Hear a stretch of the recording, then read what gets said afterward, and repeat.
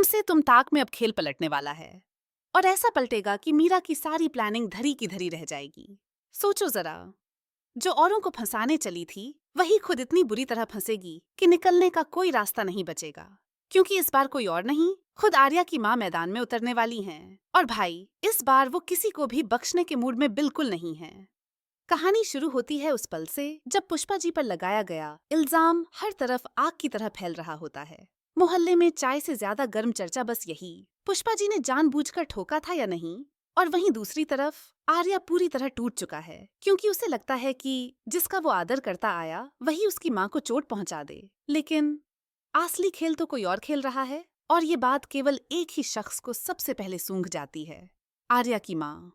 हाँ, वही जो अब तक चुपचाप सब देखती आई थीं। आज उन्हें मीरा के फोन कॉल्स, उसकी इधर उधर की हड़बड़ाहट और रघुपति का अचानक से एक्टिव होना कुछ ज्यादा ही अजीब लगता है। और भाई, जब माँ को किसी बात पर शक हो जाए फिर तो बचना मुश्किल ही समझो। इधर अनु अपनी पूरी कोशिशों में लगी है कि आर्या विश्वास कर ले कि पुष्पा जी ऐसा कर ही नहीं सकती। लेकिन आर्या पर गुस्सा भी है, दर्द भी है, और सबसे ज्यादा अपनी माँ की हालत का दबाव। तो वो सुन नहीं रहा, बस वही मान रहा है जो उसे दिखाया जा रहा है। और यही मौका था। मीरा और रघुपति जैसे लोग सबसे ज्यादा फायदा उठाने वाले थे। पर ट्विस्ट यही से शुरू होता है, जब हॉस्पिटल के कॉरिडोर में मीरा की इतनी धीमी आवाज में कही गई बातें भी माँ के कानों तक पहुंच जाती हैं। काम ठीक से हुआ ना? किसी को शक नहीं होना चाहिए। ये छोटे छोटे शब्द माँ के दिमाग में तूफान की तरह घूमने लगते हैं। और भाई, माँ कोई छोटी मोटी प्लेयर नहीं है। वो सीधा सिक्योरिटी रूम में पहुंच जाती हैं और मांग लेती हैं सीसीटीवी फुटेज। अब सोचो जरा, मीरा ने तो सपने में भी नहीं सोचा होगा कि उसका सबसे बड़ा दुश्मन अनु नहीं बल्कि खुद आर्या की माँ बन जाएंगी। फुटेज खुलती है और पूरी सच्चाई एक एक फ्रेम में चीख चीख कर बता रही होती है कि पुष्पा जी नहीं बल्कि रघुपति ही असली गुनहगार है। और मीरा, वो तो मास्टरमाइंड की तरह उसे गाइड कर रही होती है। बस फिर क्या था, माँ के चेहरे पर ऐसा गुस्सा आता है कि हॉस्पिटल की हवा तक डर जाए। और उसी गुस्से में, उसी सच्चाई के साथ वो सीधा आर्या के कमरे की तरफ बढ़ती हैं। अब सोचो, आर्या का साका पापा स्टीम बुआस।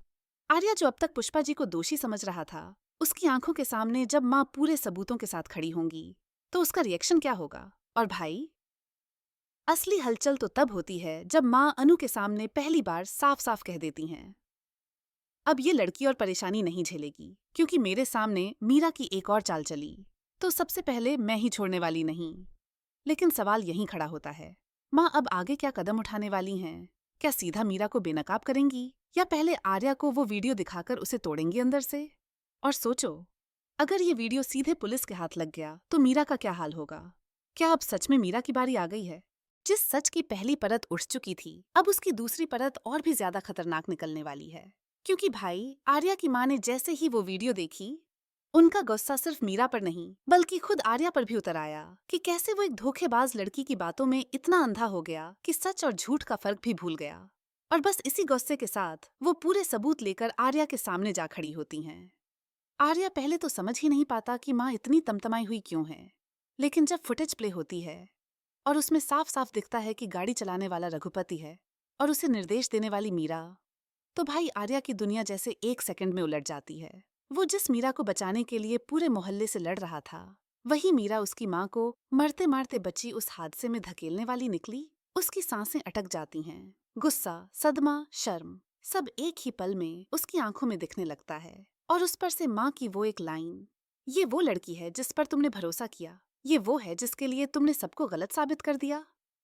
आर्या कुछ बोल ही नहीं पाता। और उधर मीरा को जरा भी अंदाजा नहीं कि उसका खेल अब पकड़ा जा चुका है। वो तो अभी भी सोच रही है कि उसका प्लान परफेक्ट है।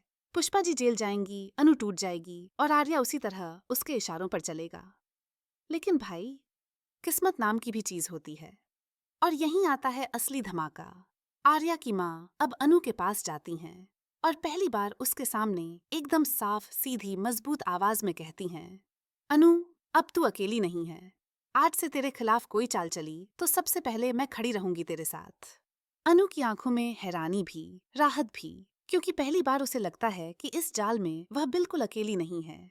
और तभी माँ वही वीडियो अनु को भी दिखाती हैं ताकि उसे खुद पता चल जाए कि मीरा ने अब तक कितनी गंदी चालें चली थीं।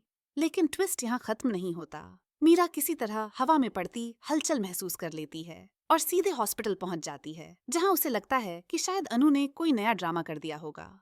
लेकिन जैसे ही वो वहां पहुंचती है, तीनों माँ, आर्या और अनु उसे देखकर एकदम खामोश हो जाते हैं। वो खामोशी जो तूफान से पहले वाली होती है।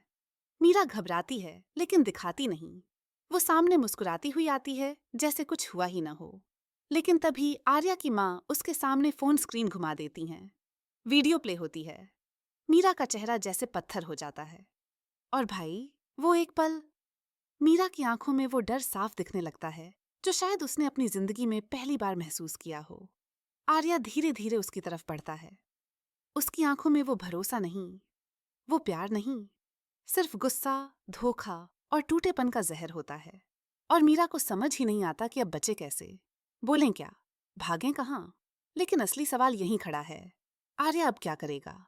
क्या वो सच में मीरा को पुलिस के हवाले करेगा, या फिर मीरा एक बार फिर कोई खतरनाक चाल चलकर खुद को इस मुसीबत से निकाल लेगी?